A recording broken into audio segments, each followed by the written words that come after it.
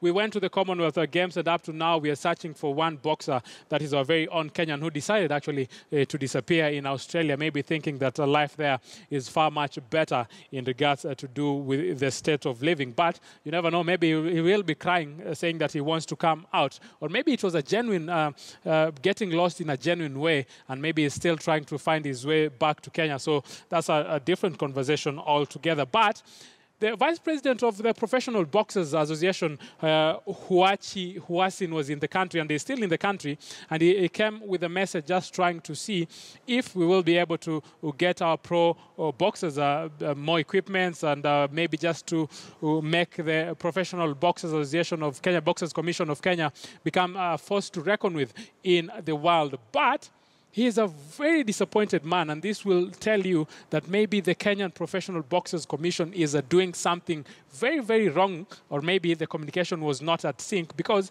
he's not happy the way the organization was done, the way everything was handled, because he's saying he's a Tunisia, he had to come and just try to sort some issues that he believes the Boxing Commission would have sorted them out even before him getting in the country. Let's listen in what Hawashi had to say in regards to all this boxing fiasco and what he's been able to experience in the few days that he's been here in the country. I'm not happy about what is going on here, about the organization. Some people, they're disappointed us. We're trying to save the situation. Our discussion to 2 or 3 days with the chairman Hillary and my friend, my good friend and the old friend, Ruben Dolo. Thanks God we sort out the situation, but I think some people, they have to pay for their incompetence. They're not competent. They're not worth to have the confidence of this, because they're not aware about the importance of this, when it is even the image of the country, Kenya, which is a nice country, and these people there want to tarnish this. So thanks, we join our hands, we save the situation, but still we will take decision later about these people. We will have to take them out from this, because just for information, this is not come yesterday for tomorrow, no. This is, they ask for it since our WBC convention in Miami 2 years ago. It's a shame how you don't inform your authority. They know what we are doing. Who are you? This is beyond the person things. It's government, it's a state matter. Why you don't inform for instance, why you don't inform your minister? Why the Minister of Sport is not aware about seminar?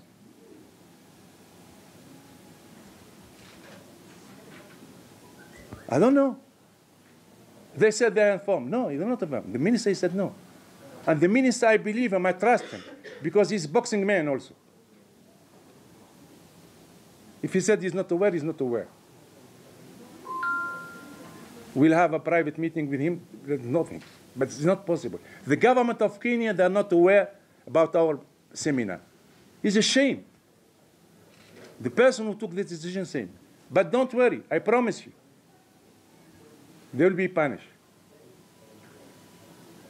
They'll be punished from our side, ABU and WB. That's for sure. You can get it for granted. No. Sure. He's the World Boxing Council Vice President, also the African President, and for him, he's not happy. For a person of that caliber to be in the country and experiencing some challenges, you want to conduct a seminar. Of course, it is for the beneficial of the country, but some promoters and some members of the Kenyan Boxing Council, the Kenya Boxing Commission, not making that happen, not even informing the government. I think it is something that tells us some changes maybe needs to happen in the Boxing Commission, or those changes won't bring about any required change, because these problems you're seeing there with the Boxing Federation are just symptomatic of what the wider and larger Kenyan society is. impunity everywhere, mega corruption everywhere, widespread human rights violations. As long as that is the order of the day, you have madness on the roads, you'll have madness in federations. You saw the Harambee Stars coach walk out the other day. This problem here is a carbon copy statement to the one we received from the fact that he left. The kind of statements that came out of it were that the Football Federation here doesn't take football seriously. And now here is the Boxing Federation. It's coming out, they don't take boxing seriously. It's widespread, this problem. As long as we don't have discipline in this this a country, problem that you're suggesting we will be living with because it's oh, a widespread... definitely. You saw it in cricket. We discussed it here. But we can get solutions. I think you're supposed to be here now telling me this is what needs to be done. Someone needs to crack a certain whip. Exactly. That's what I'm saying. Because we should not condone this mess and be comfortable with the messes. As long as the mess is the order of the day, then this kind of situations will be rampant. That someone, it's got to start from the top. The person at the top. We all know who's at the top of the country. We need to see stern action from his part. But obviously he has blamed the courts, saying whenever there's an issue and we want to punish someone, that someone rushes to the courts, takes out a court order, and then sort of shields himself or herself from that kind of situation. But I think, as a well-known columnist in this country, Macharia Gaitho, said, the presidency in Kenya is not entirely useless. It has some teeth and it can bite. We want to see that happening, but obviously within the law, not out of the confines of the law. We need to see heads rolling. We need to see someone taking the blame. Because the president can sack the sports minister. There's no doubt about that. We discussed about the sports minister here. What was he doing a few weeks ago? He was having a homecoming, a dance, a whole day homecoming. At the same time, Kenyan boxers who are due to go to the Commonwealth Games, they didn't even have equipment. And even as late as 10th of March this year, less than a month to go to the Commonwealth Games, they were yet to receive something as basic as gloves, Let me boxing ask you, gloves. we're talking and about the Minister for Sports was busy doing, isukuti and that kind of thing. Now that's where the president has teeth, and he can sack such a guy. We're talking about a Minister of Sport, and he was a boxer, and these are boxing issues. Exactly. So do you expect us to be having these boxing issues very briefly before we take a break?